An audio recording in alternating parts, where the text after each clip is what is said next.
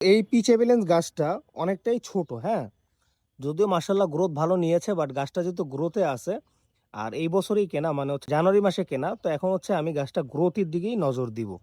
তো এই যে ফুলটা ফুটে আছে, এই ফুলটা আমি এখন কেটে দিব। এখানে দেখুন দুইটা কলি আছে, এই দুইটা কলিও আমি এখন কেটে দিব। বাট এই যে দেখুন একটা বেশালের মতো ডাল, এটা আসলে বেশাল কিনা দেখতে হবে, না এটা বেশাল না, সাইড ব্রাঞ্চি, কিন্তু মার্শাল্লাহ এটা কিন্তু বেশালের মতো।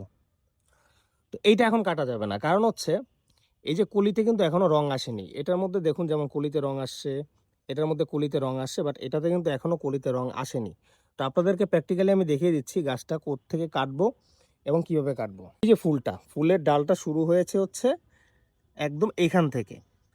তো ফুলের একটা, দুইটা, তিনটা পাতা, এই তিনটা পাতার নিচে আমরা এইখান থেকে কেটে দেবো। আপনাদেরকে কেটে দেখাচ্ছি, এবং এখান থেকে কাটলে কি হবে সেটা আমি আপনাদেরকে বলে দিচ্ছি। এই যে কাটা শেষ।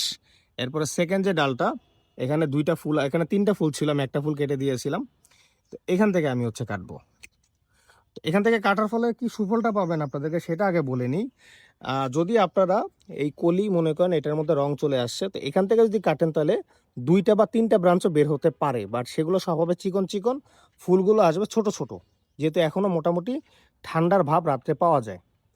বাট আমি যখনই নিচ থেকে কাটবো, এই মোটা ডালগুলো কাটবো, এখান থেকে যে ডালগুলো বের হবে অথবা একটা ডালই বের হবে, বা সেই ডালটা হবে এরকম স্ট্রং এবং মোটা। তো এই জিনিসটা আপনারা খেয়াল করবেন যে কলি ভাঙার সময় কিন্তু এখনো আসেনি, কয়েকদিন পরে হচ্ছে আমি বলে দিব কখন কলি ভাঙতে হবে। এভাবে করে কাটলে আপনারা যে ব্রাঞ্চগুলো পাবেন সেগুলো খুব হেলদি ব্রাঞ্চ পাবেন। তো ধন্যবাদ তোমার সাথে থাকার জন্য, সাবস্ক্রাইব ফলো করে সাথে থাকবেন।